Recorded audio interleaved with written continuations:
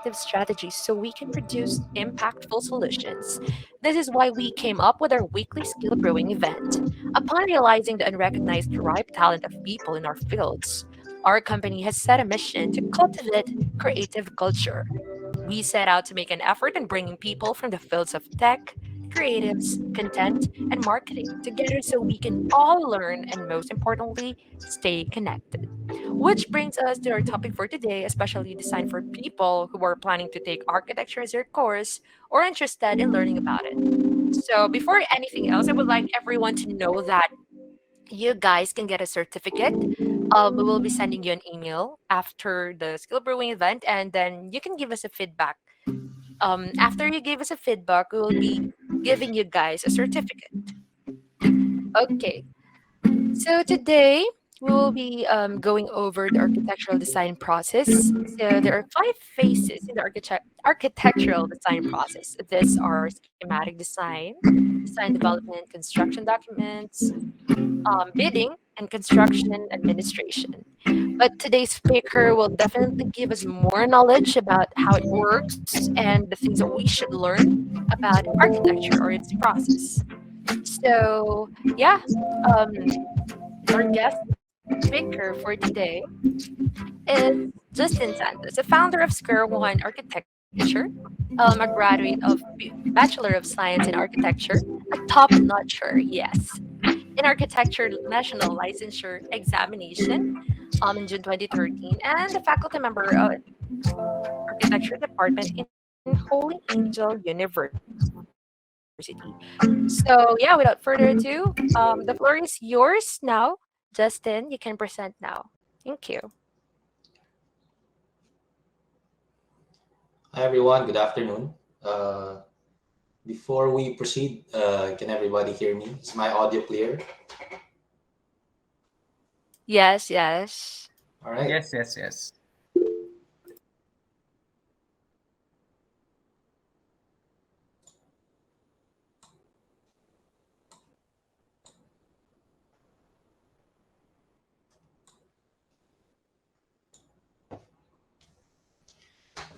Okay.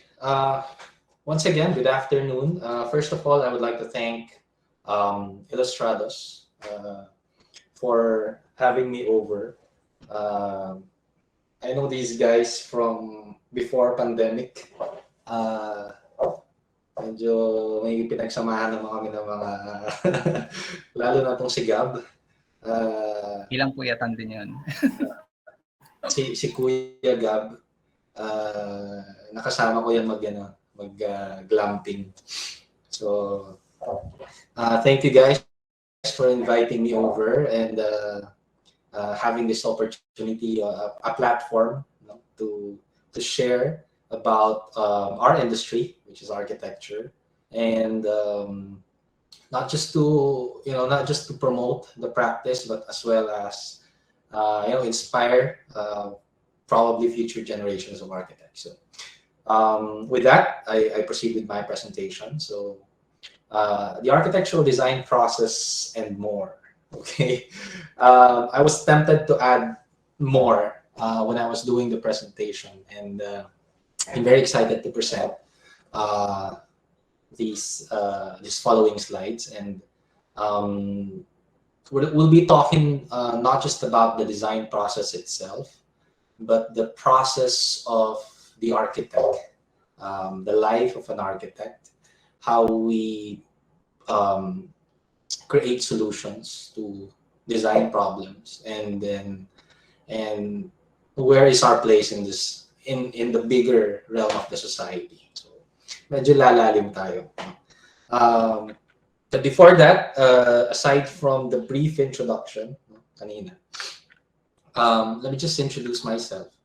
Um, so interestingly, when I was doing my slide presentation, I realized that uh, I started basically my journey in professional practice when I graduated, which was in 2012. And right now, it's 2021. So I was really fascinated with the play of numbers. So this is just a very short a preview of what my career was, what transpired already in the course of those 9 years. Next year I'll be uh, turning 10 years after graduation, and look back in these past years, and looking forward to the new beginning, that I will be presenting later on. So in 2012, medyo throwback tayo. No? So again, I graduated Bachelor of Science in Architecture. That was me. I think that's around 30 to 40 pounds ago. No? I look a lot different now. No? And then after a year, we took the board exam. No? I graduated Holy Angel University. That's in Pampanga. No? For those who don't know, this is it's the biggest Catholic university in Central Luzon. It's a private school. It's a private university. And when I entered the program, it was actually we were actually the fifth batch. So there wasn't really any track record uh, back when I was in college. No? So kami yung panglima. So when I entered in 2007, nabuo yung 5-year levels, no, in the architecture program. So when we graduated, we were the fifth batch, and yeah, and we're very fortunate. We're full of gratitude na nakagawa tayo nung, in a way, we were able to trailblaze, no, when we did the board exams, and we are very thankful for that. Right after that, I started my apprenticeship. I started my journey. I was exposed to a lot of projects, from the smallest, being a kiosk, no? Kiosk in malls, to renovations, no? Very small renovation projects, to big ones, no? Yung mga malalaki, like an industrial building, and high-end residential developments. And that was through the Block Revolution. So this was along this journey. Dito rin kami nag-meet with the Illustrados guys. No? Dito ko rin sila na-meet. I think that was back in, I'm not sure, parang 2018, 2017, something like that. No? And then I think that's 2016. Kasi tama, 2016 yun. Tapos hanggang 2017. So we dealt with prefab products projects, catering design services, focus on personal development, and also some volunteer work. So at the same time, I was also teaching. Up to now, I'm in the academy. In fact, some of my students are here right now at the Holy Angel University Department of Architecture. So fast forward to today, okay, I'm transitioning to a new brand, a new company, a new design studio.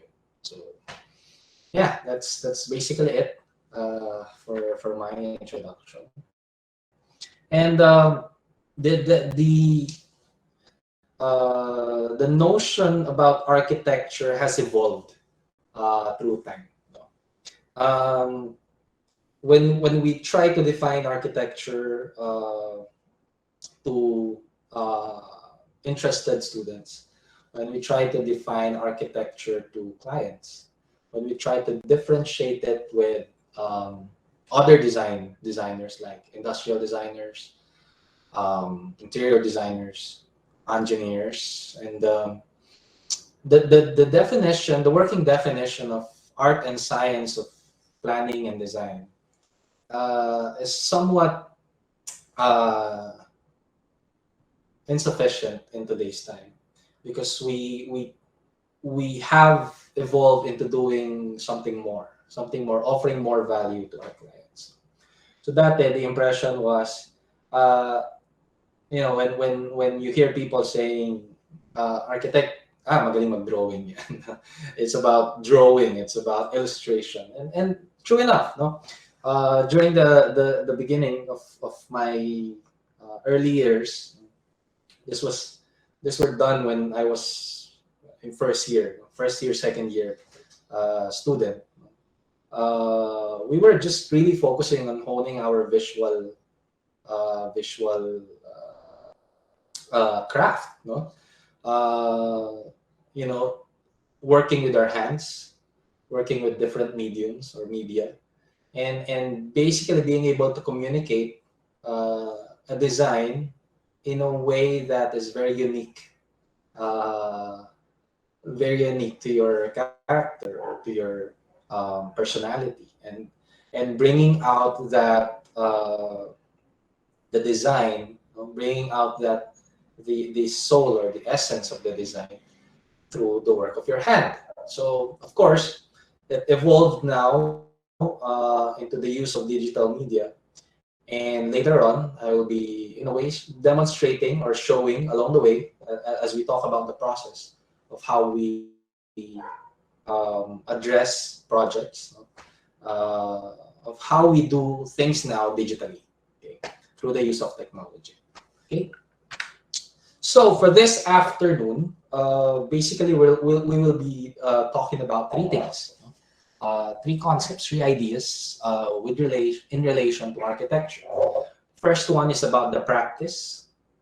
We're going to be talking about the entire design process. I'll be showing you one project that I recently completed and is currently undergoing construction.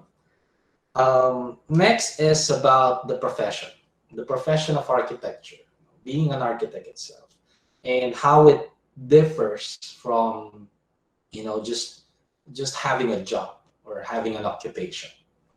And then lastly, we talk about the purpose. We talk about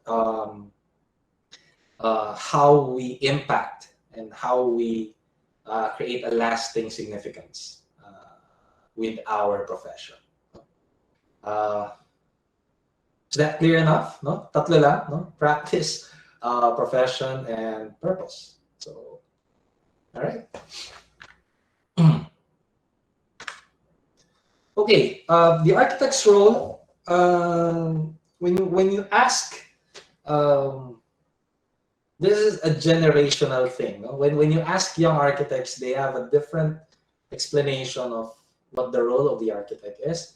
When you ask senior and more learned architects, they also have a different explanation as to what our specific role is.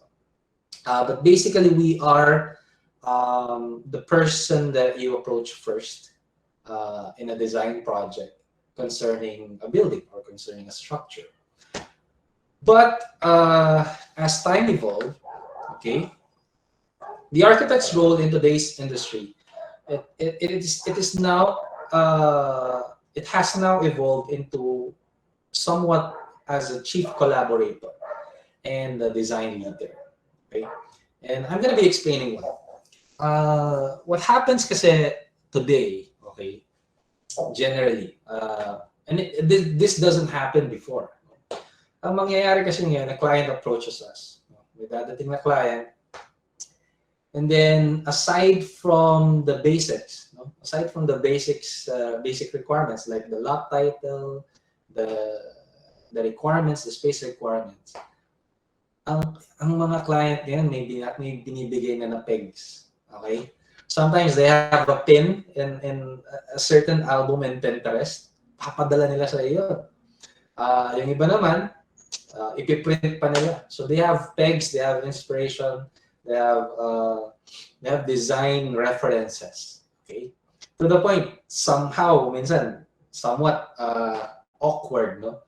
Minsan may papakita silang design na hindi mo gawa, pero kilala mo yung gumawa. So, something like that. pinakita nila sa'yo, tapos nakilala mo yung design, and then they want something like that, no? And now the question is now, where does the architect come in when the situation is like that? And I tell you, now, in this day and age of technology, nagiging ganun na, di ba? We have home bodies, di ba? There's a community of designs where the clients, the potential clients, have this, design reference overload. So where do we come in now? What happens is we now take charge of that position as chief collaborator, meaning to say we have to take the lead. Okay, we have to be able to take the lead with all this information that the client is bringing to us. We have to be able to take the lead to organize everything, and to manage it, and know what to take, right? What to remove, what to add, what to eliminate, and then come up with a solution that is still something that only you can provide. Okay, only the design professional, which the architect, can provide. Okay, so we're now working closely with the clients. It's not like there's a client and then they tell you, okay, architect, show me something or come up with something. It's very seldom that we get projects such as that. No? And that's why the role of a chief collaborator is very important, because sometimes we have to collaborate with other designers as well. We need to collaborate with suppliers. We need to collaborate with material specialists. We need to collaborate with consultants. No, we have to collaborate with product designers, with furniture designers, and that's where our role now as the prime design professional, the leader, comes in. Okay, so ganun na siya ngayon. Hindi na uso yung architect lang ang nasusunod. Sa kanya nagaling lahat. Siya yung know-it-all, highly creative and genius designer professional. That day and age has been replaced by this scenario because of the technology, because of the abundance of design resources right now. Okay. Under the design practice of an architect, tatlo lang din yan, no? Pre-design, design, and then construction, or in a way post-design, no? But pre-design, design, and construction. Okay. So we'll go through the process one by one. Okay. So first one, this is under pre-design. We are given a client brief. Okay, and I think this is not unique to an architect. No? Certain design professionals as well. No, web designers, UI, graphic designers. Basically service-based design professionals deal with clients. Okay, that's the difference. No? So unlike furniture designers, product designers, they design it for themselves, or they design it without a specific client that dictates what they want. No? Service-based design professionals like architects are going to receive a brief, and this is where the first principle comes in. No? For architects, it's not about you. It's not about us. Okay. So when we take on a project, that's the first rule. No? It's not about you. It's not about what you want. It's not about the style that you feel like doing for this project. It's not about fulfilling a childhood dream of a certain form or design of a space. No? So that's not the starting point. So the starting point is the client brief. Now, the client brief can come in many forms. No? It can come as a document. No? Some clients are very organized. they create this very comprehensive brief, no? Na nandun yung their vision, tapos nandun yung space requirements. Sometimes if the clients are too highly technical in their field as well, they're gonna put ideal floor area, surface area. They want, for example, they want the space to be around 30, 40 square meters. So it can range from a very highly comprehensive to something very vague. Okay,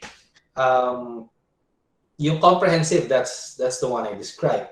Yung vague naman is when a client approaches you and then says something like, architect, what I want is I want a resort feel. Yeah. Gusto ko ang bahay ko has a resort feel to it. We have a client before, ang sabi niya, ang gusto namin is the feel na para kaming nasa staycation.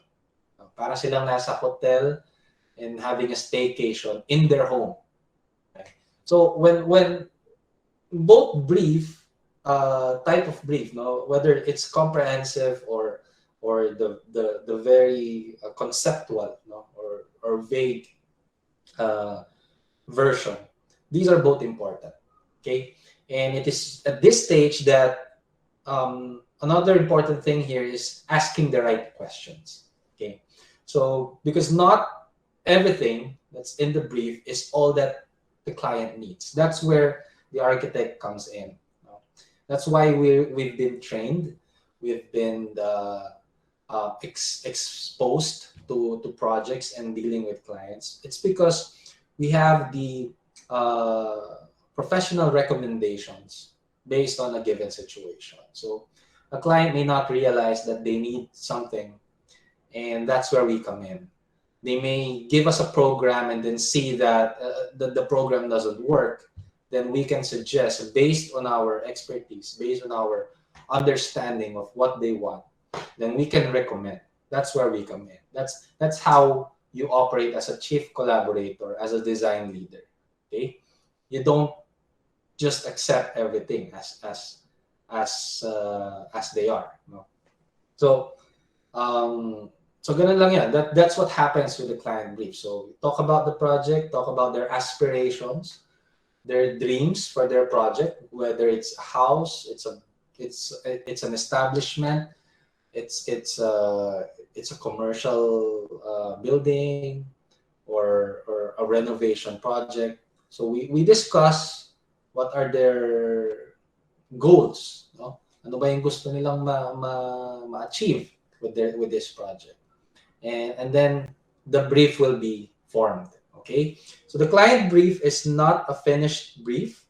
The brief, the design brief, is a combination of what the client gave you and what the architect inserted, what the architect proposed, and eventually got approved. Okay. After that, we form the concept. The big idea, the general idea that will dictate our design decisions later on. Okay, so when we talk about, let's say, a private residence, when we go to planning, and then we ask ourselves, okay, where's the best location for, let's say, the kitchen? Okay, aside from the technical analysis of the site, whether it's the morning sun, the afternoon sun, where the wind flow is, where the desirable views are, aside from that, the design decision will ultimately should ultimately be aligned with the big idea, with the concept. And the concept can be a statement, it can be a phrase, it can be a term that summarizes what we want, what our solution is for the client. So for example, a concept would be, let's say, a house that breathes. Okay, with a concept like a house that breathes, okay, the notion that it can breathe meant we will be having openings, huge openings that will allow natural wind, natural ventilation to come in. It will allow, the circulation will be open, okay, to facilitate passive and active ventilation inside the structure. So when we decide where to put spaces, what to place here, what to remove, what to add, the concept is that anchor point, okay? While we have all the technical analysis with us, ultimately we want to align it with the big idea, with the concept. And during this phase, usually it's just anything you can write on or sketch on, daydream about it, or really a time to think about that idea that would encapsulate everything that was stipulated in the client brief. That's why this is the bulk of the work as a designer, diba? You're trying to simplify, a lot of ideas. You're trying to simplify them into a singular concept that would encapsulate everything. Once you have that, we can proceed with the schematic design. The schematic design now contains initial sketches and diagrams. The floor plan will take shape here, basically. The floor plan are the arrangements of the spaces as seen from the top, okay? So it's like you're looking from the top view and you're seeing all these spaces being arranged into their ideal positions. This is also where we do diagrams. Diagrams are, in a way, massing very crude or basic forms that doesn't really have details yet, but represents the idea or the general direction of the design that we're trying to get to. Okay, so you can see models. It can be in a form of digital models or physical models. Pwedeng gumawa ng mga miniature. We can put physical boxes together to show that, okay, this space relates to that, this space relates to here. Or we can, come up with a diagram, a digital diagram that shows the relationship between the spaces. That this space is adjacent to this area, and then both of them have an access to a certain bigger space. Okay, so that's what is happening in the schematic design. This is a very early stage of the design process. Mistakes are welcome. You can come up with multiple layouts and configuration, multiple iterations of form, and eventually, go to something more polished, a more polished version of your concept. That brings us to the design development phase. In the design development phase, this is where everything takes a clearer, you present a clearer picture to the client. This is where our initial sketches of the spaces are now given details. Naglalagay na kami ng doors, saan ang windows, anong klaseng windows, saan ang landscape, saan ang open, saan ang closed. Okay, ito may mga nagkakaroon ng mga labels, initial specifications, no? Tapos the 3D model or the 3D perspectives are now, with closer to reality. So nagkakaroon na ng details. Mas namumukhaan na, no, ng client kung ano magiging final output of their project. Okay. In my case, this is a personal workflow. I'm not saying this is the best. I'm not saying this is the standard that should be followed. But basically, in this stage, I go from CAD, which is AutoCAD. I go from CAD 2D and basic 3D, and then I transfer to SketchUp.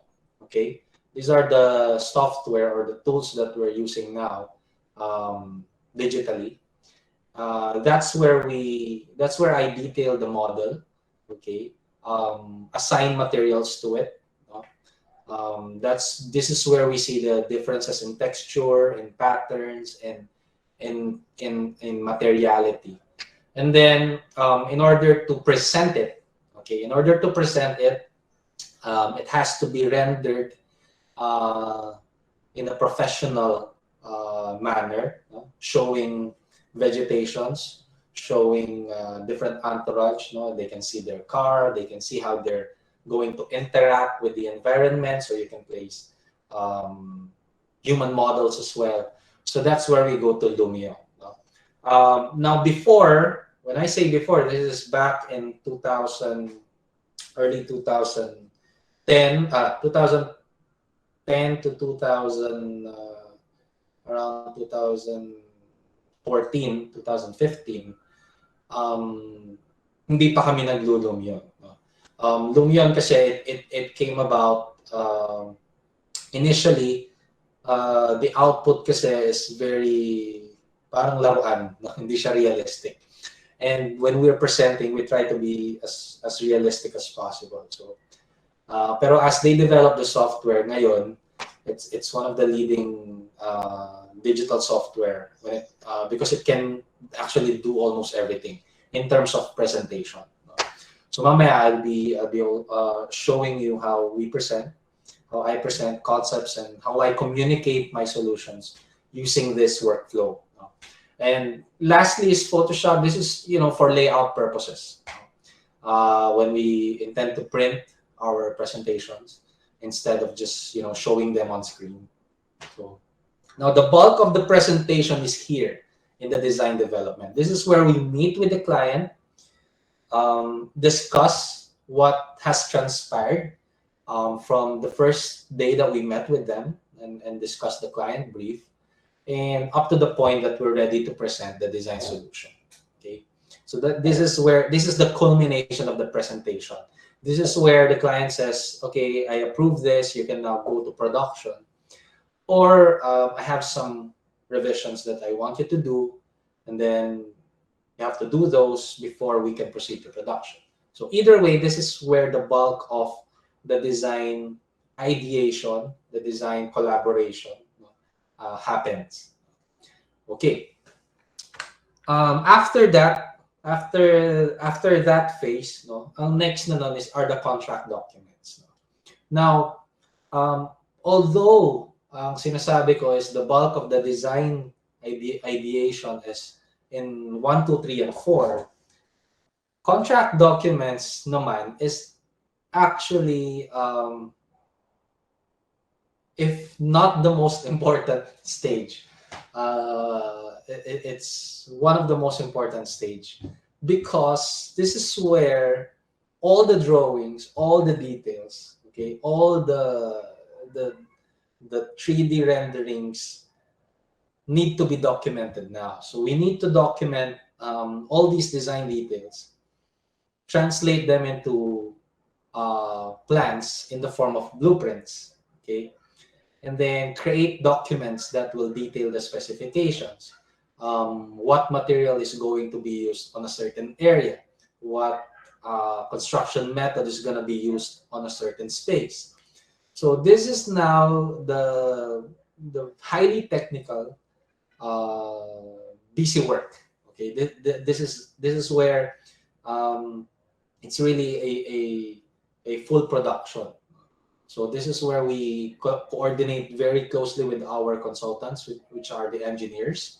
We're basically coordinating with structural engineers, plumbing engineers or master plumbers for the water supply and drainage, and electrical engineers, which will deal with the lighting, the power outlets, all the computations, And so this is that stage wherein the collaboration is in full swing.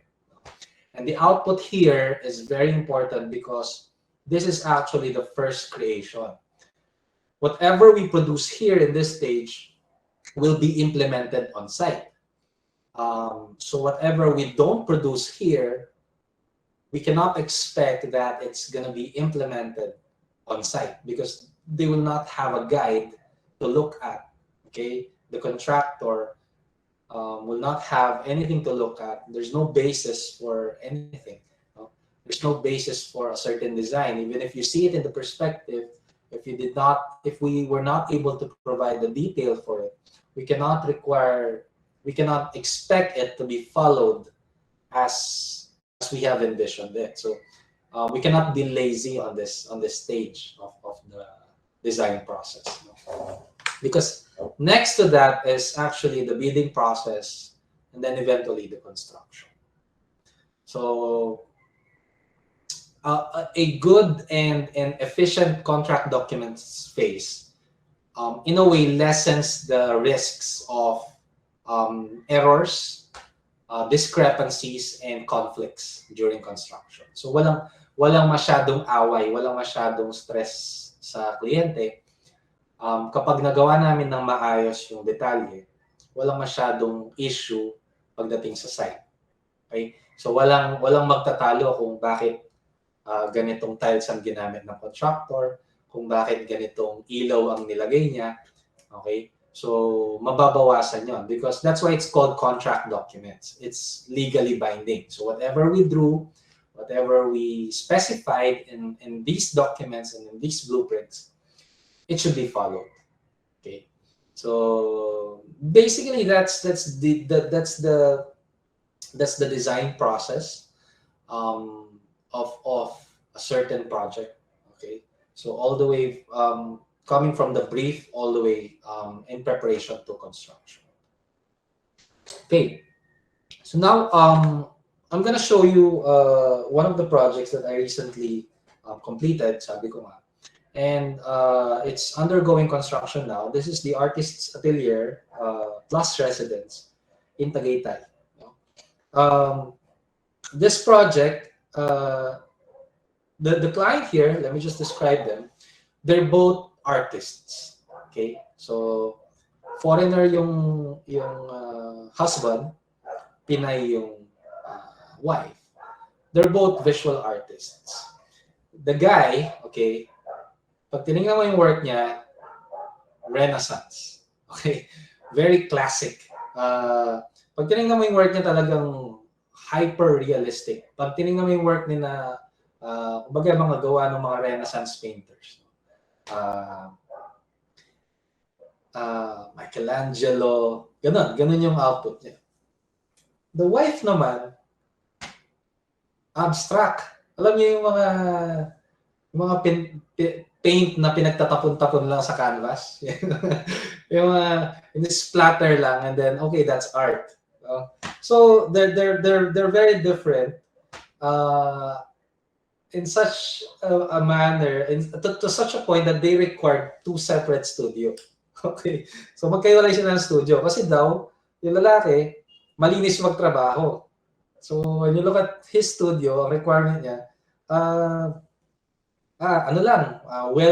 well kept painting materials, storage for canvas and all.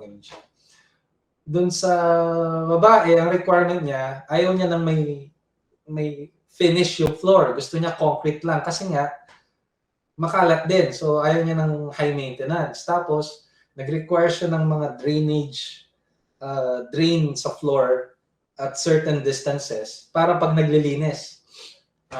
So there are these varying requirements in the design brief. Tapos, gusto nila yung anak nila may malaking bedroom na Hello Kitty daw yung theme. So it's a very quirky design brief. Pero ang gusto nila sa exterior is something timeless, something honest with material. So concrete, make concrete, make wood. Steel is steel. So they do not want to use synthetic finishes like simulated bricks, simulated stones.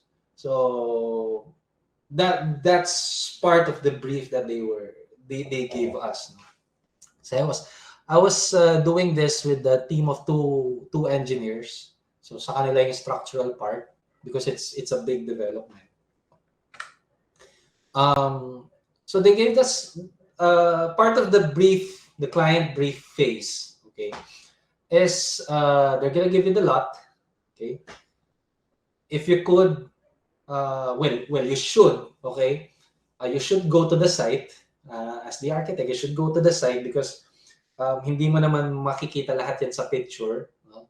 Kahit i-Google Map mo pa yan. So you have to go to the site,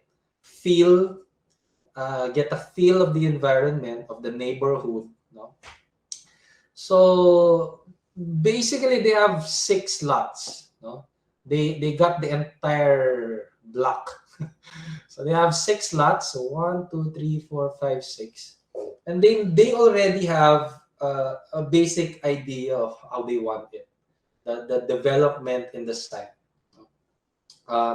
They want their 300 square meter 2-story main house here, and then they want to have a pool area right in front, and then a garage building for 6 cars. That would house their fitness gym, maid's room, the quarters for the helpers and the driver. So basically, nandito siya sa it's a separate structure. Okay. This is the site, an actual photo of the site. Hindi naman siya masyadong mountainous, no? Although it's located in Tagaytay. Hindi naman siya, it's not a crazy slope to work with. Then you have the orientation, which is very important. So from as early as this stage, they were already giving us, what they envision. Okay, and based on certain analysis, based on technical analysis like site orientation, we kind of agree with their layout, proposed layout.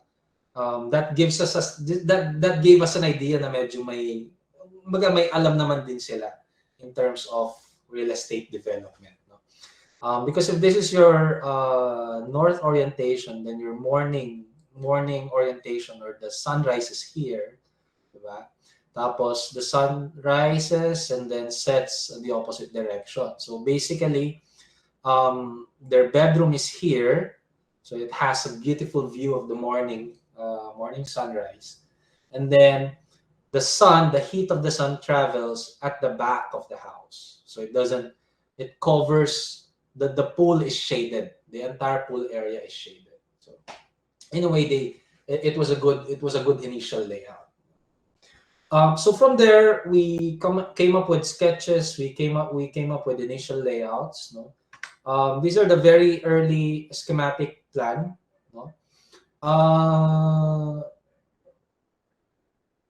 although these spaces have dimensions, makikita natin wala pa sila masyadong detail. Right? Although may mga sukat na sila,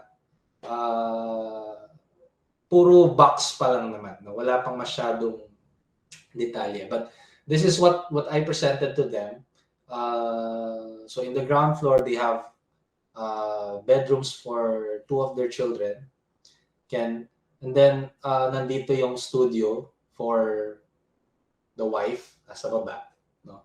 Dahil nga dun sa makalat, tapos yung drainage considerations and all that. Tapos meron siyang, initially gusto nilang magka-access from the Studio 1 papunta sa Studio 2. But nagbago yung gusto nila. This was totally revised, no? Ang nangyari, ayaw na nila na magka-connect yung studio nila. They were placed in opposite directions. So that's how the brief evolved, no? Ganun na nangyayari. Along the way, nakikita nila yung once we present, nakikita nila yung how they are going to use it. And that's very important kasi kami being the design professionals, we're just gonna do this for what? Maximum of a year na siguro with this project. Pero sila titirhan na nila to for the long for their entire stay with this, no? So sila mas nakakaalam kung ano yung paano nila gustong gamitin yung space. So these are very early layouts that we created.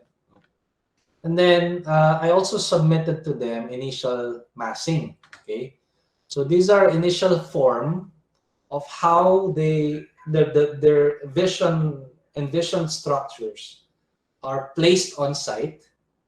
How I created a long driveway going to the garage building. So makikita niyo dito, puro boxes lang. No? Wala pang detalye, may bintana ba yan? Asan yung pinto, di ba? So they're all massing, they're just boxes, no? Naglagay ako ng initial idea where the vegetations can be placed, etc. Ang nagustuhan nila dito was this, no? The driveway. This wasn't in their original requirement kasi ang inisip nila initially was diretso lang. Dito lang. From here, papunta ng garage. So yun lang yung nasa brief nila. So this is an example of where an architect, in this case, where I came in. No? So what I said is, I created this design first kasi this is the natural contour of the site. Okay? Second, for security purposes. Isa lang yung entrance and exit, malaki, pero kita mo from afar. You have surveillance. Diba? Tapos third, ito yung husband na yung nakapansin, sabi niya, I like the experience, sabi niya. That coming from here, I will be looking at my house on the way to my garage. So makikita niya, parang di ba? The house itself becomes an exhibit. Di ba? And that became our overall concept. That became the concept, the big idea. They wanted the house to be an art exhibit in itself. So, and it was through a course of back and forth. No? Usap kami ngayon, usap ulit virtually, tapos meet kami ulit sa Tagaytay, tapos tawagan, Viber, etc. Okay? And eventually, after many correspondences, after polishing their requirements, finalizing on what they really want, we arrive at a final configuration, at the final iteration of the structure. Okay. At this stage, iwan ko lang to, no? The goal is not originality; it's authenticity. Okay. Again, this is not exclusive to architecture. It can also apply to all sorts of design profession. Okay.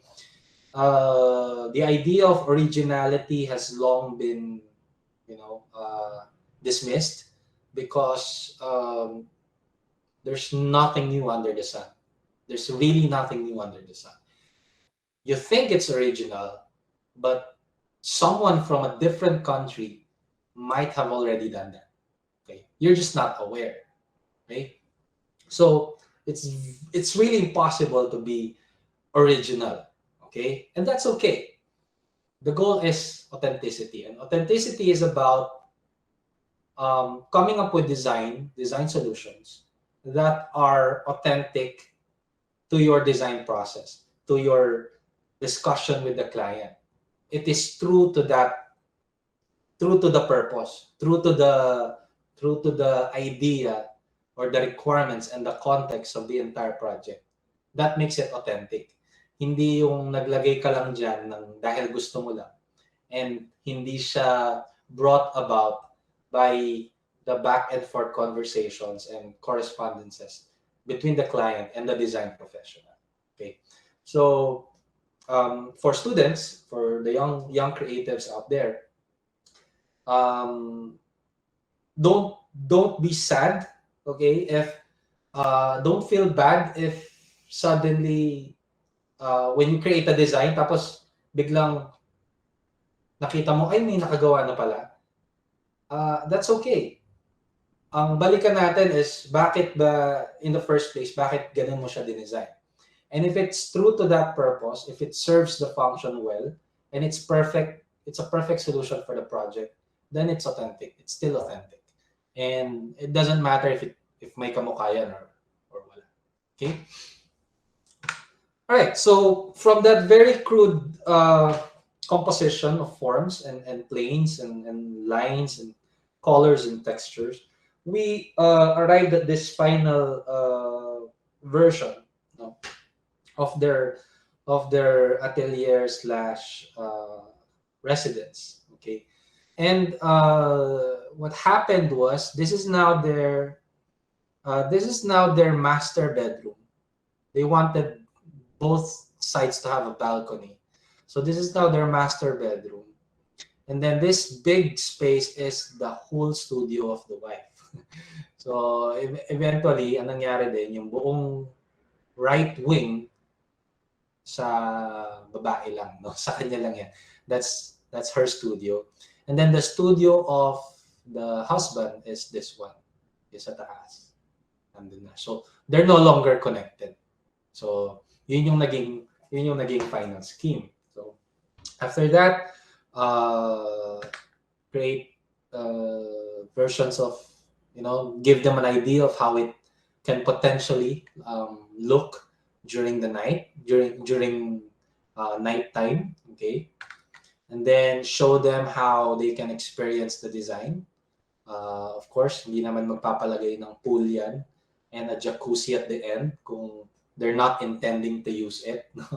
So yeah, through the use of digital this software, digital tools, we can now simulate, we can create a virtual experience for them na bago pa siya matayo, they can already see how potentially they can use their space.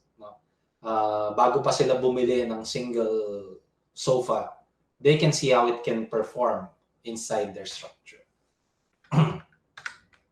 And then after that, we went into the interiors.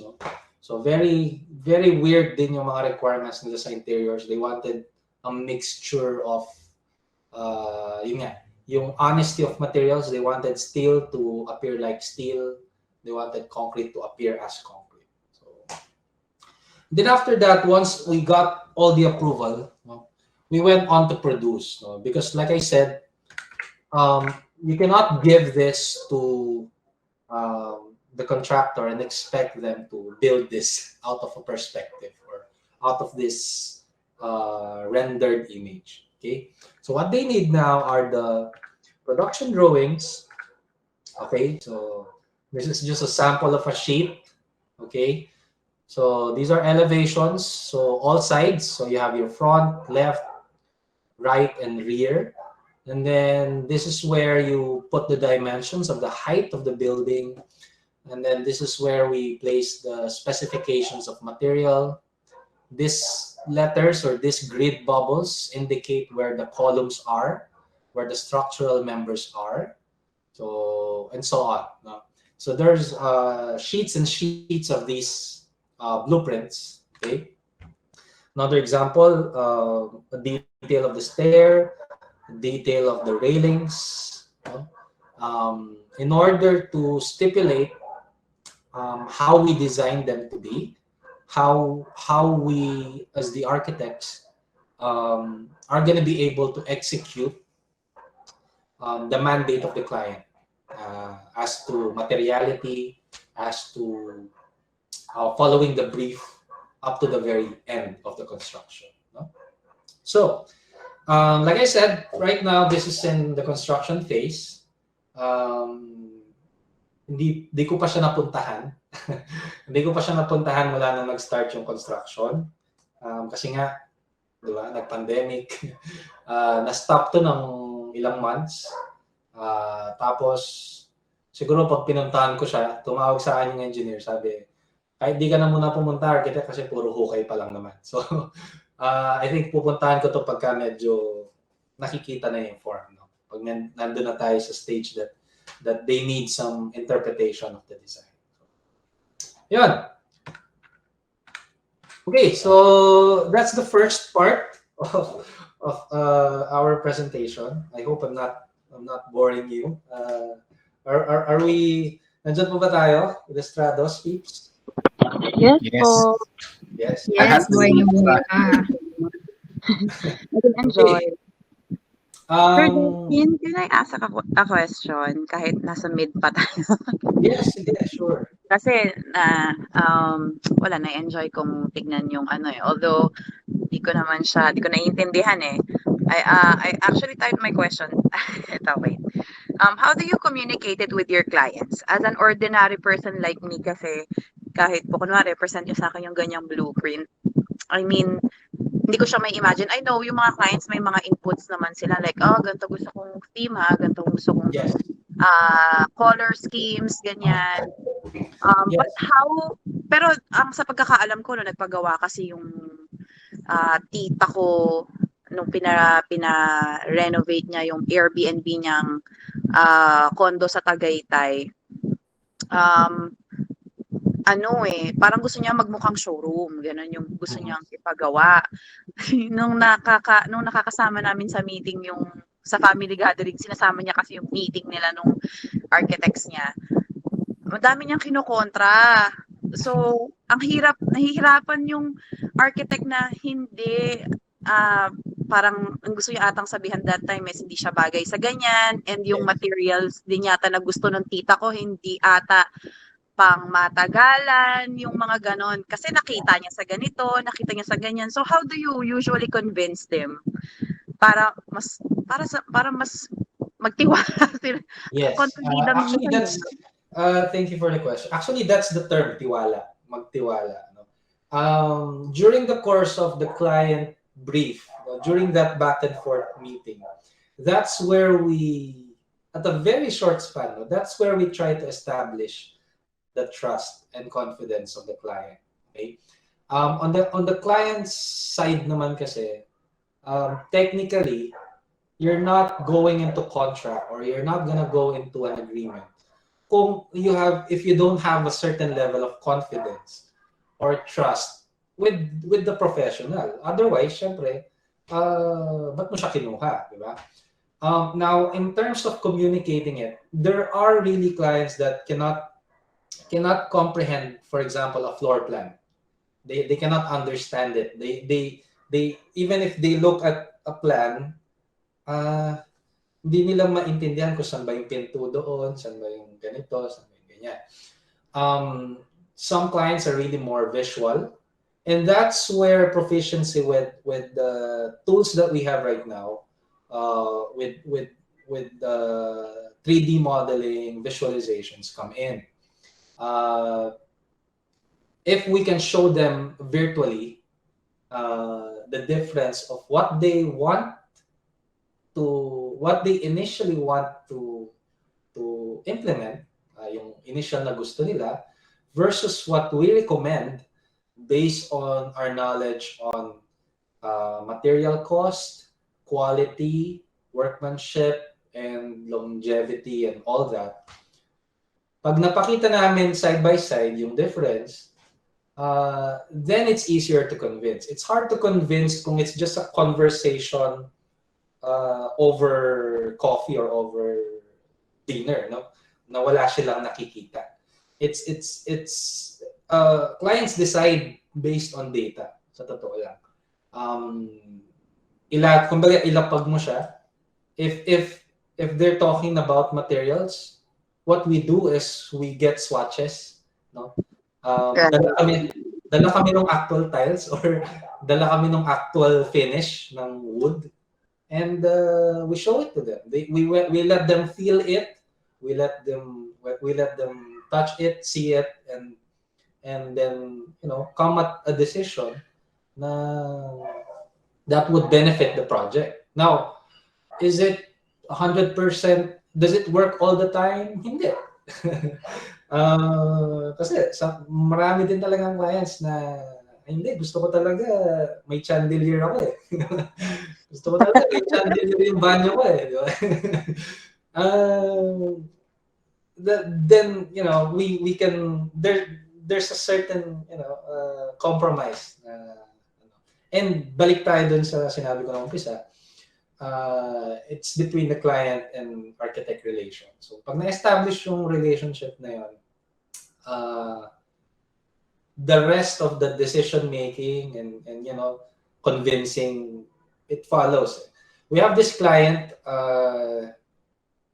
sinabi niya bakit when we ask, kasi dami niyang pinagpilian na architects, and when I asked him, actually siya na mismo nagsabi bakit kami yung pinili niya or bakit ako yung pinili niya. Ang sabi niya kasi sa lahat daw ng nakausap niya during the meeting, ako lang daw yung nagte-take note.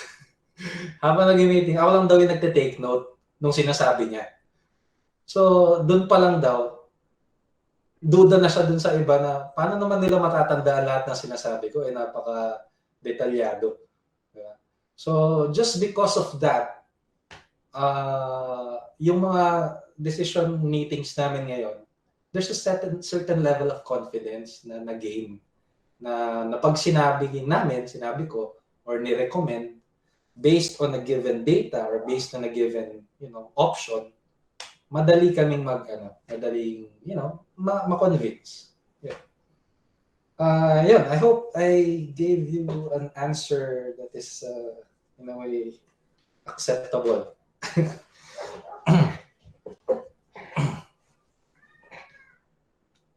All right. Okay, so moving on. Now, we go now to profession, no? To the profession of architecture. And when I talk about the profession of architecture, it's going beyond having it as a job, no? Parang it's an occupation. It's something to pay the bills, or something you do because it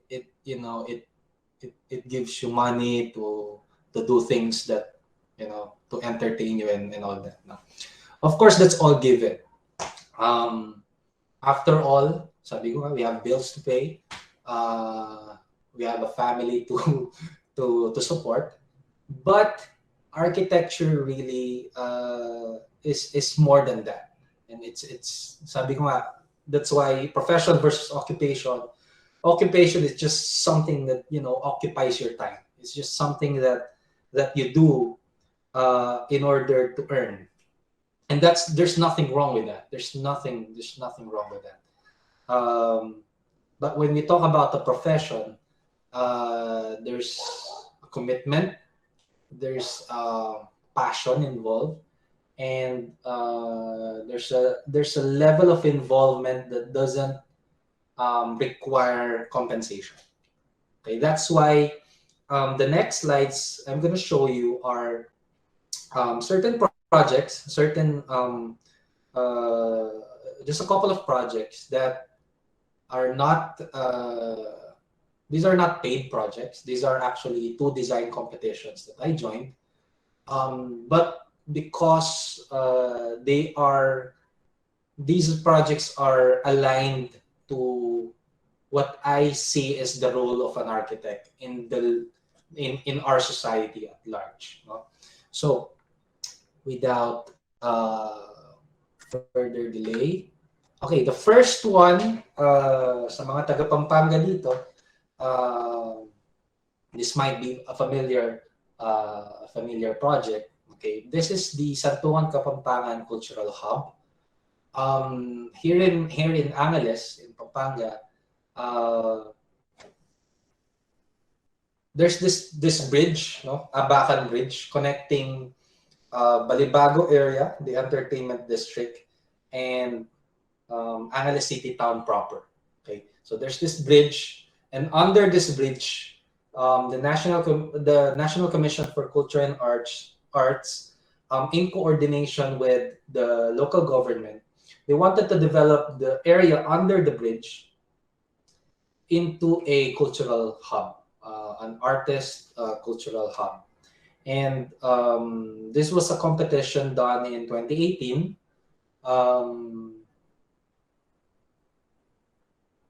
unfortunately, the government is not the best client. I think we can all relate to that. This design is, I think, will never be implemented anymore, because the area is now developed, but they used a different, uh, very a very low cost, low design solution. Uh, Basically, nilagyan lang nila ng sinemento lang nila yung area. That's what they did. But still, this is a project that I'm very proud of as an architect, and I'm excited to share it to you.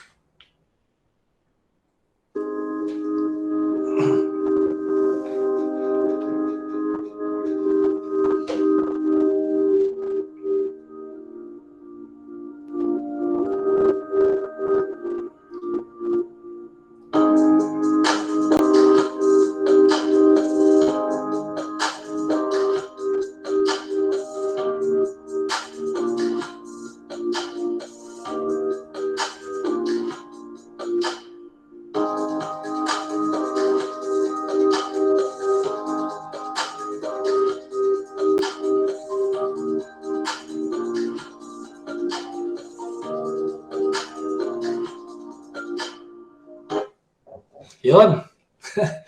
Okay. Cute na na. So, yun po yun, no? Ganda. Okay. So, just a brief background, no? Again, daan tayo dun sa process, no? Brief, schematic, and all that. No? Concept. Okay.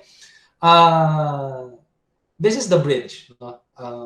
This is Abacan Bridge. Tapos sa ilalim kasi merong parang U-turn, no? Merong daanan sa ilalim.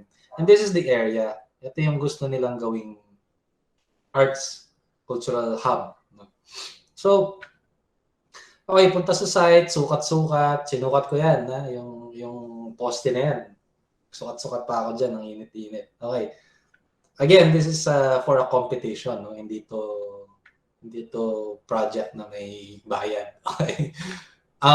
Okay. So, sa Tuan Kapampangan Arts and Culture Hub, this is our entry. Vanessa is my wife, no?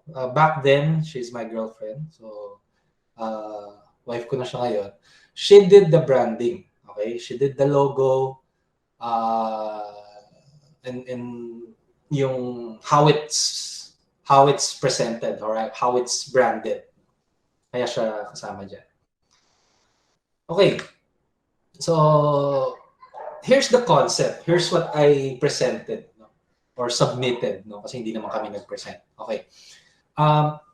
So, 4 parts lang. So, this is the existing condition. No? This is our bridge. Ito yung bridge. Ito yung ilalim. So, may sloping yan. So, slope pataas yung bridge. Slope pababa yung lupa dito sa baba. No? So, my idea is to maintain the current. Ito lang. Huwag galawin yung existing na soil. Okay? Kasi nandun na yun. Huwag natin pakialaman yun. Umibabaw tayo. So we lift up, we create a platform, okay? Create a lifted deck in alignment to the sustainability goals, no? Which is low earth impact, yung hindi ka masyadong mabigat yung footprint mo sa built environment, no? Yung going green, etc. No? So to create a lifted deck, no? And this is also a characteristic of the early Kapampangan houses, no? Which is, to a certain degree, not far from the bahay kubo. Basically, yun din yun. No? Say, a house on stilts. Diba? So, after that, after creating a lifted deck, no, we create the program. We define it by changing the levels. Diba? Kasi sayang naman yung slope nito, ng slope ng site. So, dun sa lower part, pwede tayong magkaroon ng area. Dito, medyo mababa yung ceiling. Pero pagdating kasi sa dulo, mataas na yon. So, pwede na mag 2 levels pagdating dun sa area na yon. Yeah? So, flat here, tapos pwedeng umangat going to this portion. So, we wanted to maximize that. So, by pushing and lifting down some levels. And then assigning some zoning and circulation based on the brief that they required, yung binigay ng NCCA tsaka binigay ng local government. So dito yung stage for cultural presentations. Meron siyang dressing and storage na okay lang kahit nandun siya sa pinakalikod na mababa yung ceiling kasi magbibihis lang naman. And then we have this multi-level seating, no? Para siyang natural ano na siya. May natural terrace na siya, no? That you can see the performance in front. Tapos we have the lobby at the main, yung poste ng bridge, nandun yung lobby. Tapos there's a museum here right next to the lobby. Tapos sa kabilang side, you can go up, meron tayong cafe.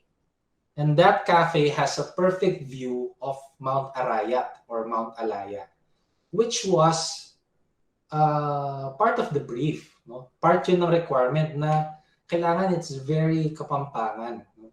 So in this basic concept, we wanted the architecture to respond, no, to the requirement of a cultural hub. So, ayan. Yun na yung naging final form. So, ito yung poste. No? Tapos, ayan yung mga varying levels. Yung wood na gagamitin, repurposed wood. Kasi madaming, alam niyo yung mga paleta. Diba? Maraming paleta, ginagamit nga lang sa mga food park. yung mga wood pallets. Pwedeng gamitin yun. We don't need to get new supply kasi wala naman din mapagkukuhanan.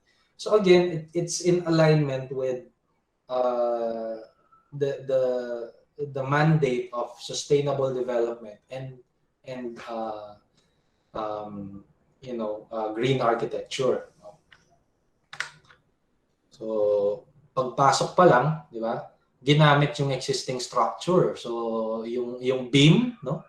Diyan ko nilagay yung environmental graphics, no? So there's a big sign that welcomes you, so it draws you in, no? Para kang ini-invite na pumasok kasi ang laki-laki nung there's a big concrete beam, no, na nagsusumigaw. Okay? Tapos pagpasok mo, there's the museum. On the right, there's the ramp. So again, accessibility naman, being inclusive, no? So kahit naka-wheelchair or it's accessible, no? Kasi ramps lang tayo, wala tayong steps. Okay. Tapos again, yung ilalim ng mga beam, my proposal was, to have the Kapampangan artists na imural yun, di ba? Instead of having artworks na naka-frame na nasa loob ng isang room, why not make the architecture, the display itself, di ba? So, ang laki niyan, maghati-hati sila dyan, ang daming Kapampangan artists. So, and then multiple levels of seating for watching performances. Okay, ito yung view pag nasa stage, ito yung view pag nasa upuan. Tapos, ito ngayon yung sa high part, ito yung sinasabi ko, may view siya ng Mount Arayat. Pag nandun ka sa coffee shop or cafe, kitang-kita mo na yon kasi mataas yung elevation mo. So, kita mo ngayon yung Mount Arayat. Okay? So, in that regard, architecture is a tool for community building. These kinds of public spaces kasi, they create identity, they foster identity, such that you're gonna be very proud to be a Kapampangan having this development. I don't know, maybe it's a wishful thinking to think na matatayo pa to. No? Although yung kinabit nila ngayon, madali naman tanggalin. Madali naman tanggalin. Just in case matauhan sila at maisip nila na, uy, hindi pala maganda. Okay? Ayun. Um, that's the first project. So again, it's a project that I enjoyed so much. No, kahit walang bayad yun, gumastos pa nga, nagpuyat pa nga. But it's a very fulfilling project on my part, and I will always be proud to share it to designers and like you guys. No. Second project is Kapilya Abaca. Again, this is a competition in 2019, pre-pandemic. This time we won. We won second place national. This is a design of a chapel in Catanduanes. Okay, so it's a chapel in Catanduanes. Abaca. Okay. Let me show you how it looks.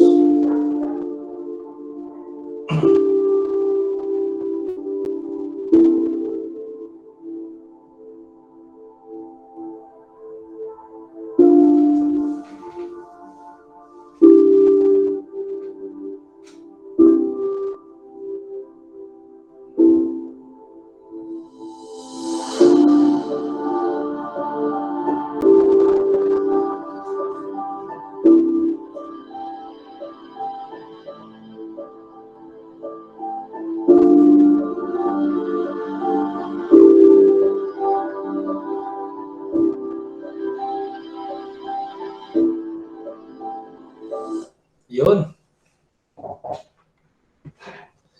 Sarap. Okay. Ano, chapel ba yun o tourist spot? Parang tourist spot naman. Chapel. Okay. Grabe. Kapilya Abaca, that's actually yung Abaca stands for Architectural Bastion of Katandunganon Faith. Okay. That's actually our kinupost namin yan.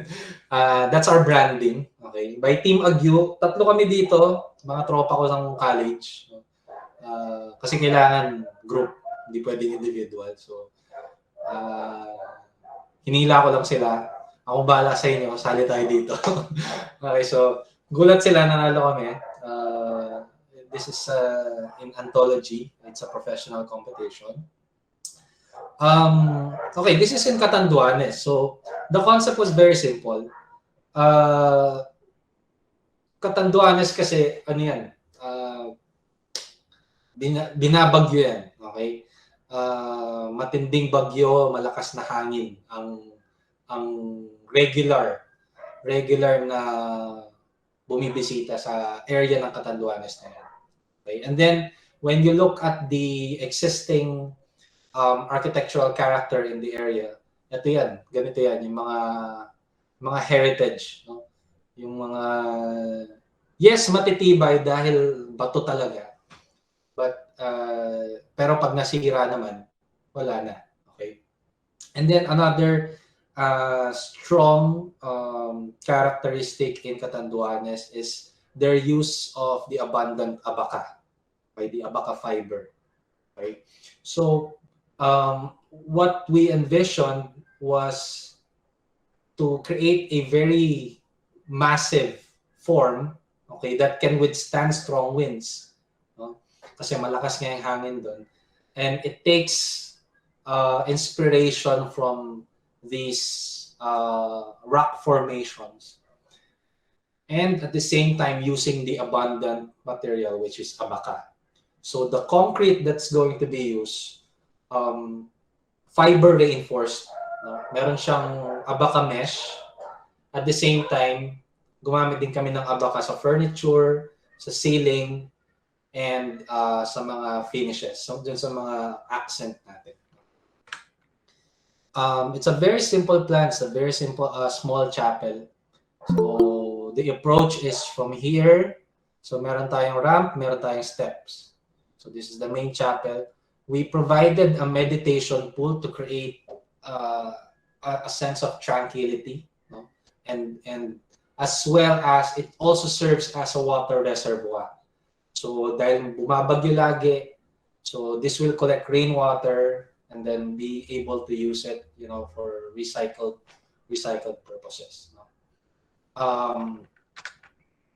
We also created a unique solution of modular pews or modular seating that in such a way that the seats, okay, yung mga upuan sa chapel can be transformed into partitions kapag ginamit yung chapel as a backup evacuation center. So just in case maging refuge talaga yung chapel, na dyan talaga sila pag sobrang lakas ng bagyo, yung mga upuan can be disassembled tapos magiging partition sila ng, para may privacy kahit it's an evacuation center. So ganyan siya. So from this configuration during a mass or a celebration, tapos pagka evacuation center siya, ganyan yung layout. So maitutupi mo, ma-unfold mo yung mga chairs. Okay. So ganito siya, no? So this is the pews or the seats. Tapos pagka in-unfold mo siya, pwede silang maging partitions, which allows for privacy, and privacy gives dignity. So ganun siya. Okay, just some more visualization. So we have a night rendering, no, showing how it appeals during nighttime.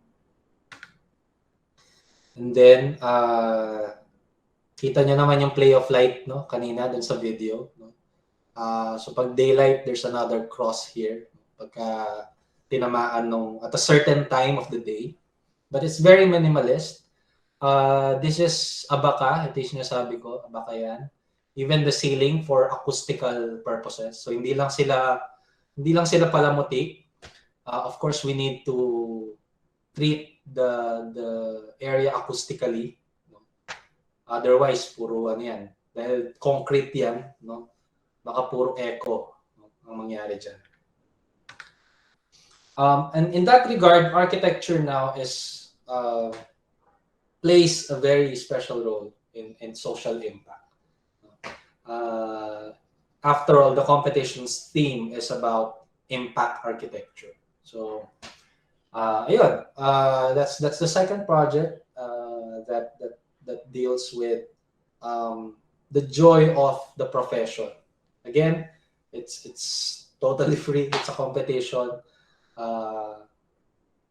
Being recognized is fulfillment enough. No? I don't know kung itatayo talaga yung nag-grand prize, no? Kasi first runner-up kami, second place kami. I'm not sure kung itatayo yung nag-grand prize. Medyo mahirap kasi yung design nila. Kaya medyo, anyway, medyo challenging yung design nila. I think they were just able to explain their design better. You know? They were just able to present it better. Yeah, they got it. Hopefully, maitayo. No? These are the sorts of project that are very rich in meaning. No?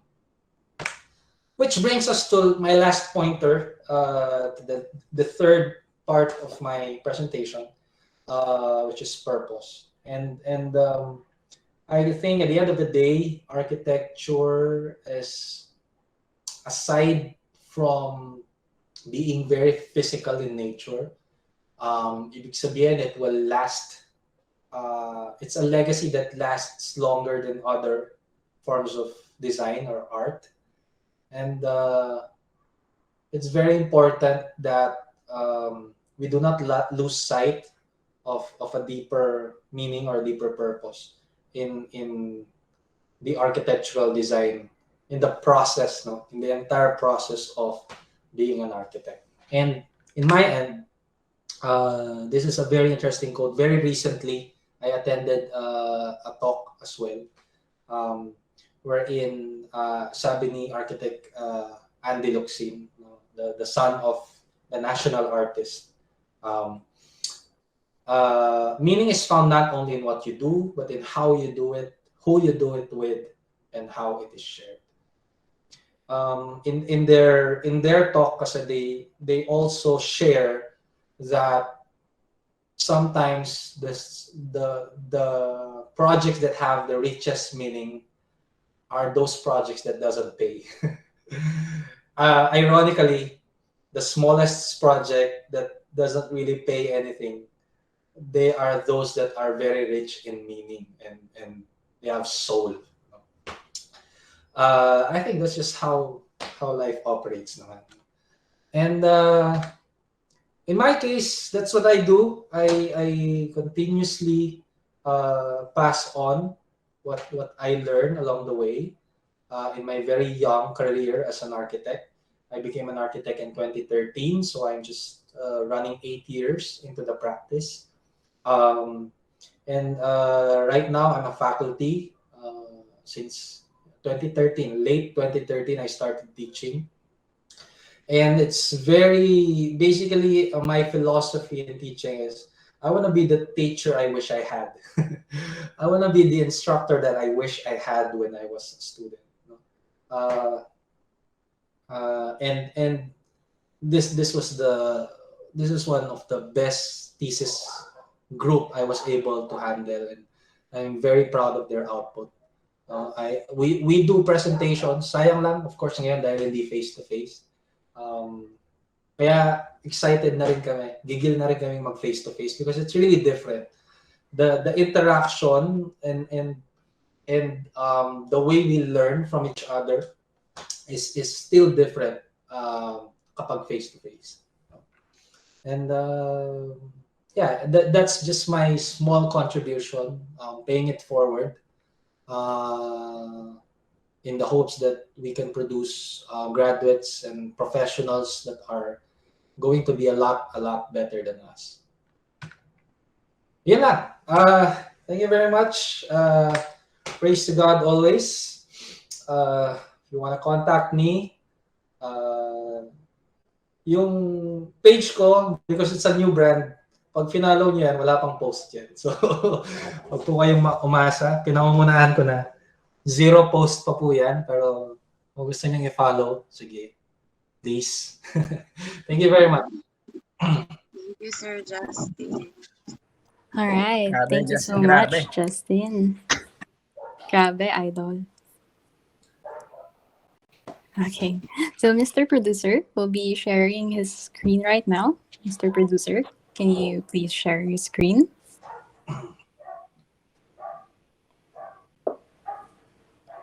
Okay. Before we move forward with our Q&A, please follow us on our social media accounts. And if you would like to, please do support our pages, Facebook, Instagram. And also, we would like to plug our new FB page. So that's a private page that is called Work Connection PH. So if you wanted to get more insights about work, creativity, technology, and everything, please do join our page. Okay, we wanted to remind everyone that you can get a certificate. So we will be sending you guys an email, and there you can give us a feedback. Then after you give us a feedback, we'll be giving you guys a certificate. So thank you so much again. Let's move forward with our Q&A. Ako, may question ako, Justin. Yes. So, ano yung sa career mo or anything that you encountered, ano yung sa tingin mong yung pinaka-weird or pinaka-challenging na architecture design na na-encounter mo? Okay, pinaka-weird or pinaka-challenging. Okay. Let's see.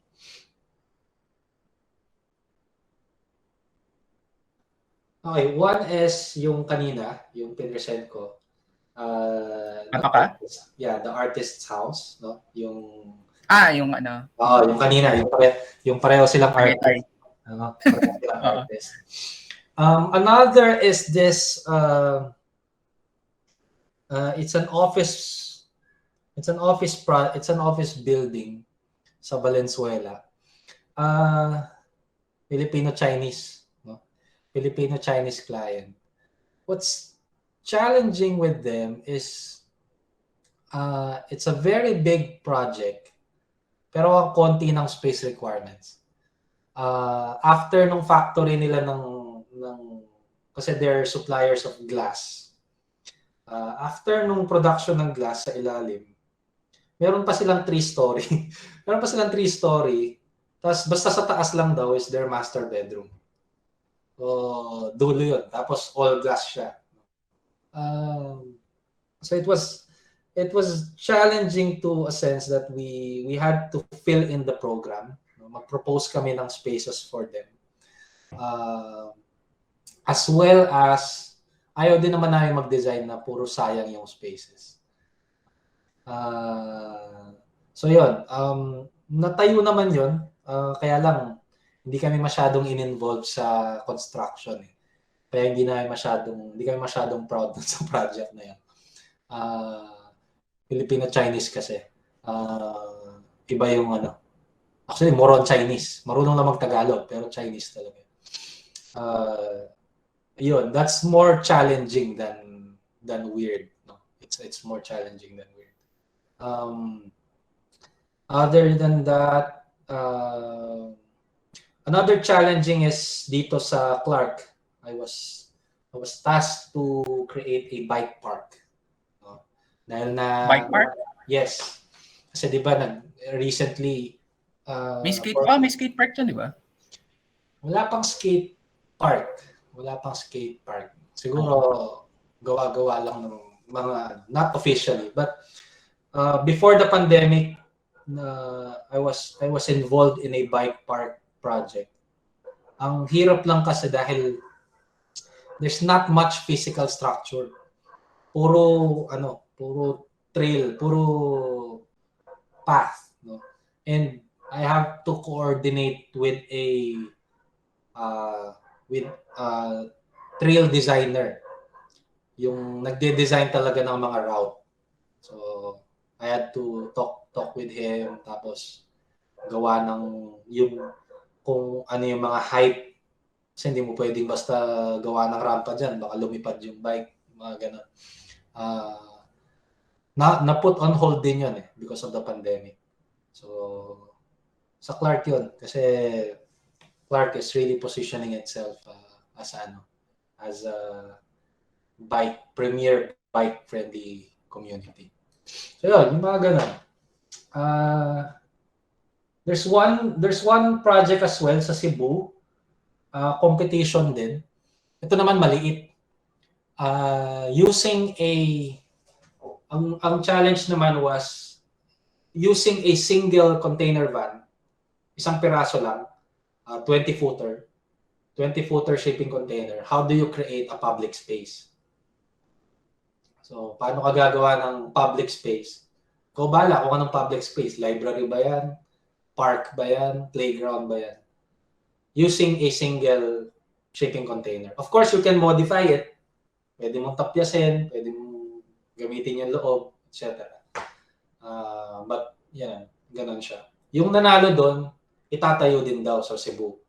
Unfortunately, shortlisted lang tayo pero hindi natin nakuha. So, challenging. Lapit na. Sige, thanks. Thanks yun yung question ko. Okay. If you guys have any questions, you can chat in here. Pwede po hindi na lang chat. Okay, go Angel. Being slightly, I worked with some archies before. Ewan ko kung tatanungin ko lang po sana kung na-experience nyo rin before. I've worked with them kasi we used to dress up event places and color schematics, lighting conditions, and all that. Actually, and pati yung pag-AutoCAD para i-present muna sa client, art yung pinagawa namin So, kaya medyo mahal din yung TF nun. And medyo nakadagdag talaga siya dun sa naging total cost ng event. So, have you experienced something like that? What are your parang takeaways or learning siguro or advices sa mga actually kasi Illustrados, if you know Sir Justin, we are going to veer into events then, so we are targeting to start that as well. And it's actually good na meron na kaming makaka-work with na Arky. So yun, sa mga ganyang planning, baka pwede ka namin din maisali. So, sinegue na rin, no? So, ayun Yes. po. Have you worked with, events before? Weddings, ganyan. Kasi si Gary Dakanay, yan, mga sikat yan. Arky yan eh. Si Gary Dakanay. Ang binibihisan niya, trussing and staging ng mga Miss Philippines, ganyan. So, I don't know if you have encountered anything like that. On top of my head, ang isang maiisip ko na experience ko about that is sa church. when I was tapped to dress up the church for their event, their anniversary, and then renovate the kids area.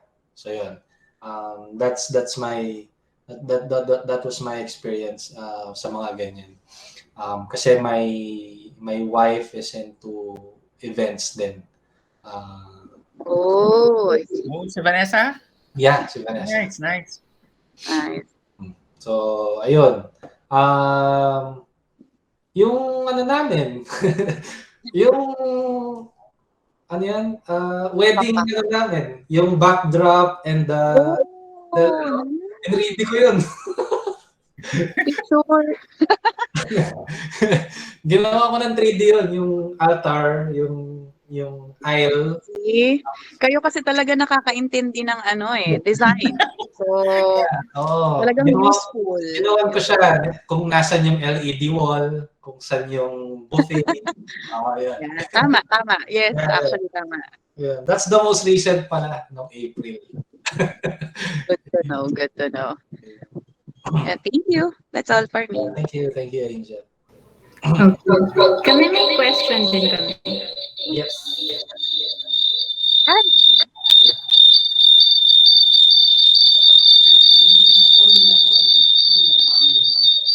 Mhel, tago mo muna yung ibon.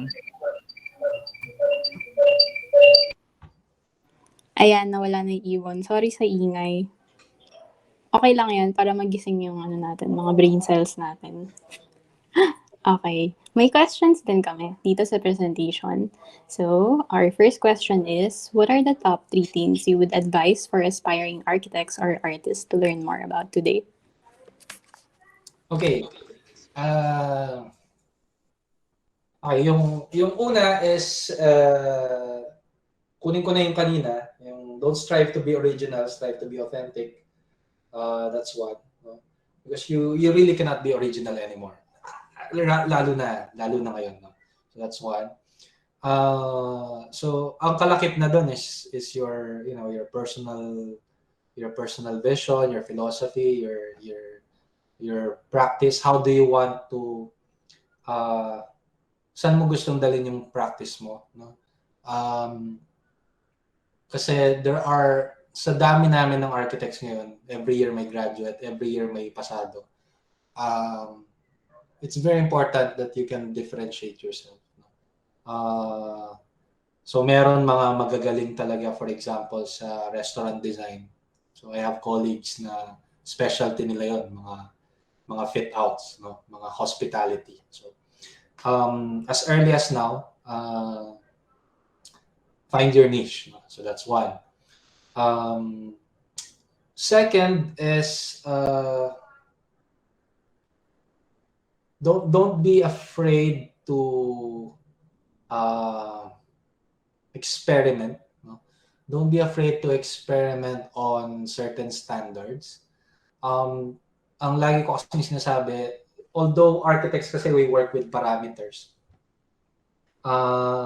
Usually, lalo na pagka laws yan, no? Laws and regulations, those are minimums. No?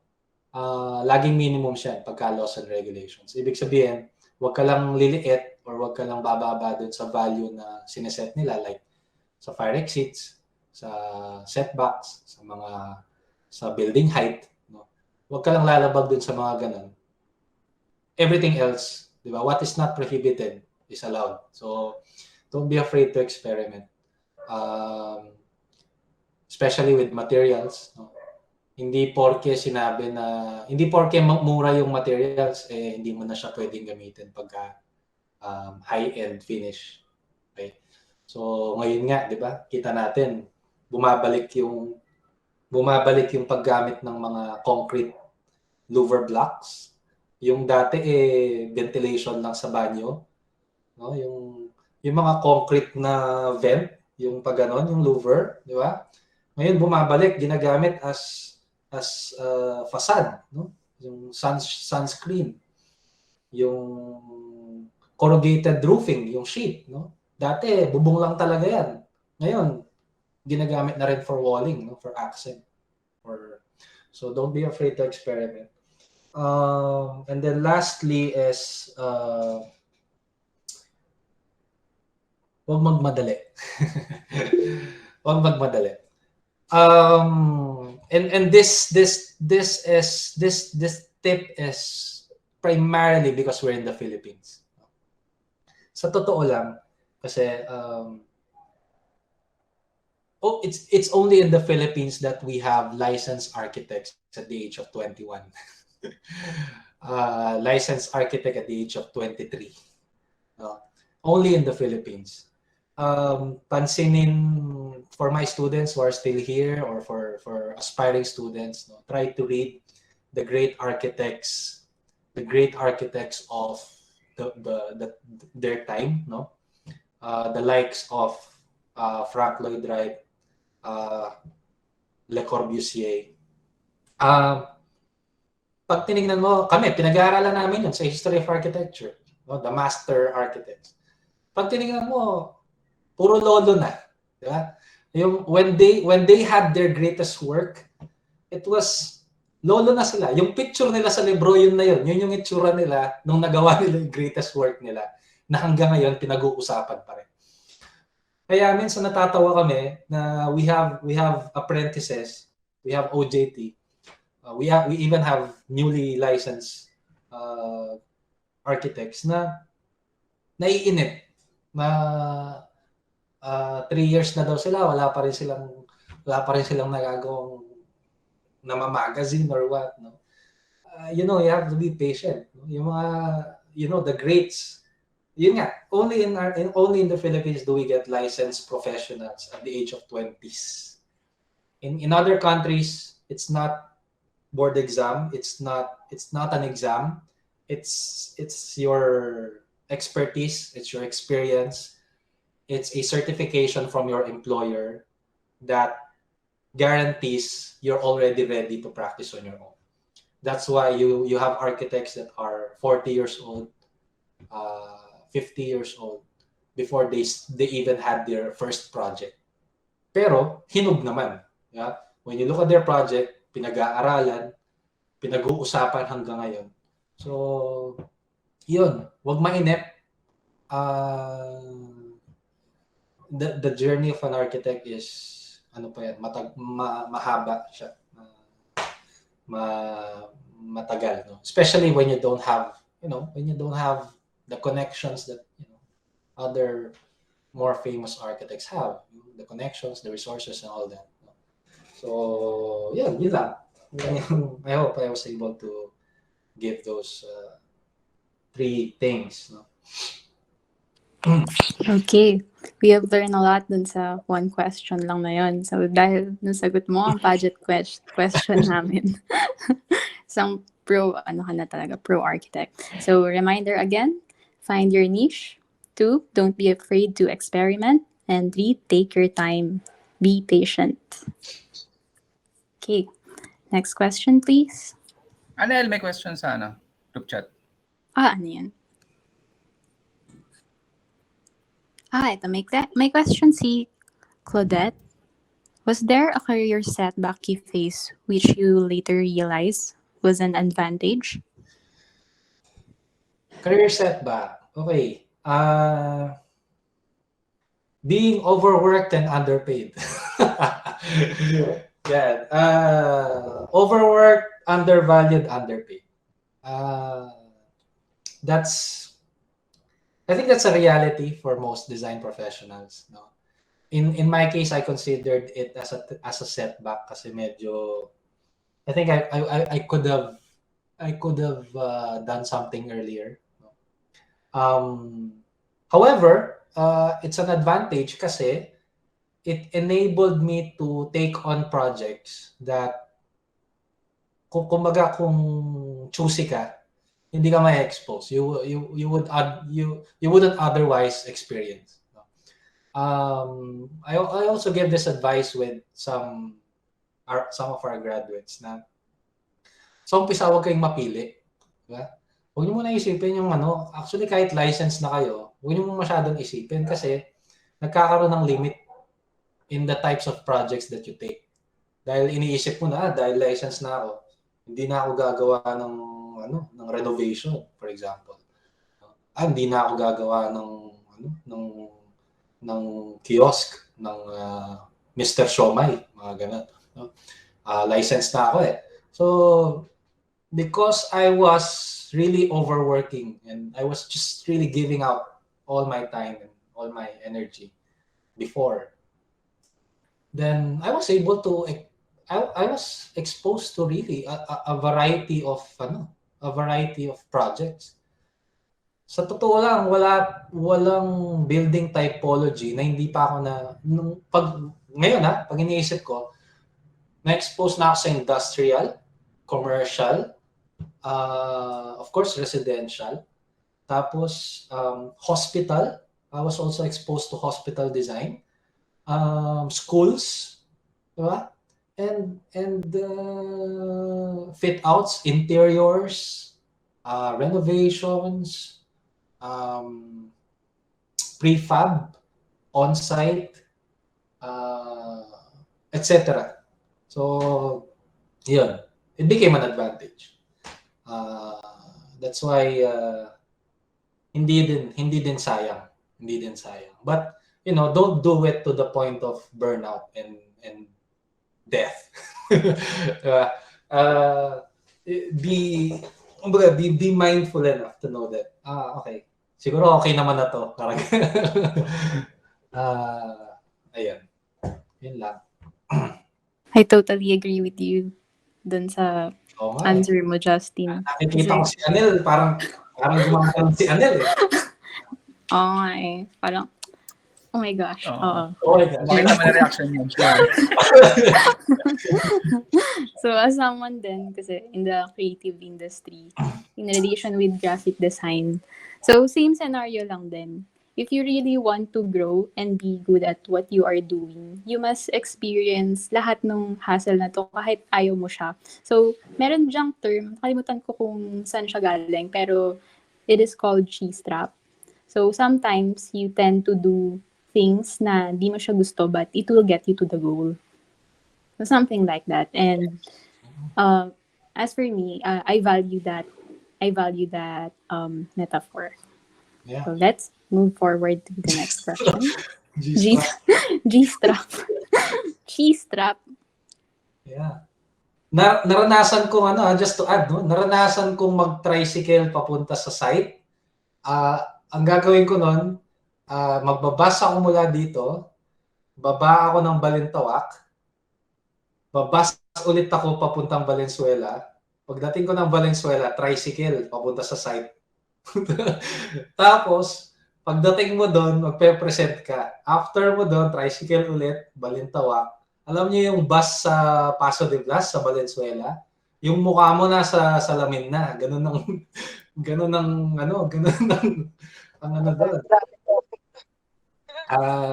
Nakadikit na yung mukha mo sa windshield. So, I did that for months, no? Natulog Abuti ka nga, Justin, sa sa shield lang. Sa Oo. mga LRT, sa kilikili pa talaga ng iba. So, yeah.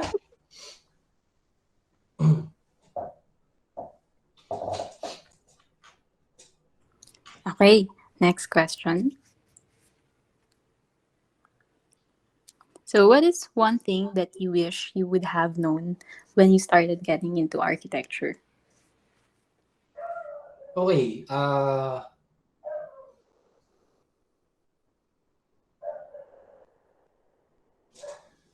I wish I would have known that.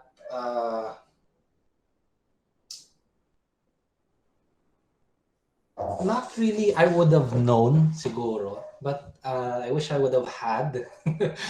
uh, Kasi the resources that students nowadays have, sa totoo lang, they can learn architecture at home. They can learn everything at home. And when we started, we didn't have that. I had my laptop. I had my laptop ng ano na, going into fourth year. Parang ano pa yon, donated pa yon. And nung nakuha ko yon, I was open to all the resources online that gave me the maximum learning, no, nung craft of architecture. To the point that sometimes iniisip ko, kung estudyante ako ngayon,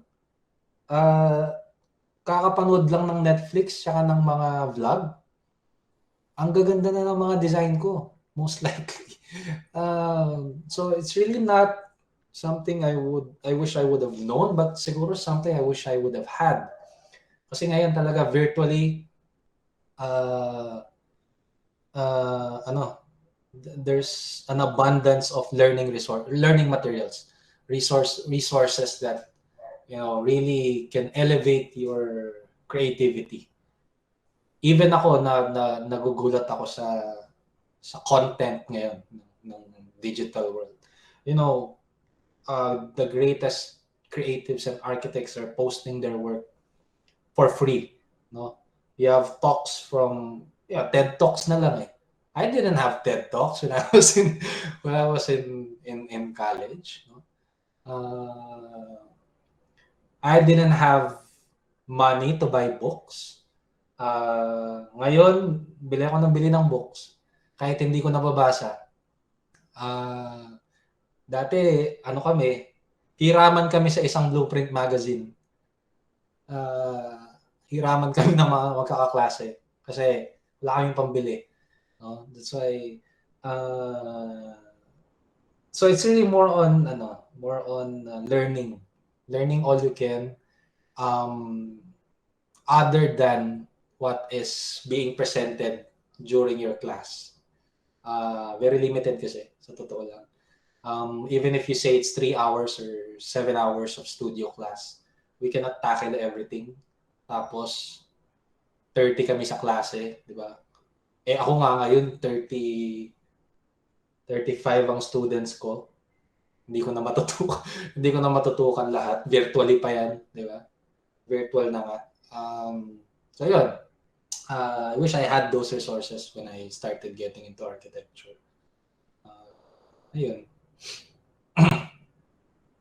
Okay, may question tayo. Yung ibon, Anel. Ibon na. How did you know po that architecture was really for you, and what kept you going despite the struggles? Pilsen. Pilsen sagot. Pilsen. Pero hindi ako natutong mag-Pilsen. Late bloomer ako, nag-Pilsen ako, working na. nung college, di ako uminom. How did you know? Okay, that architecture was really for you. Okay.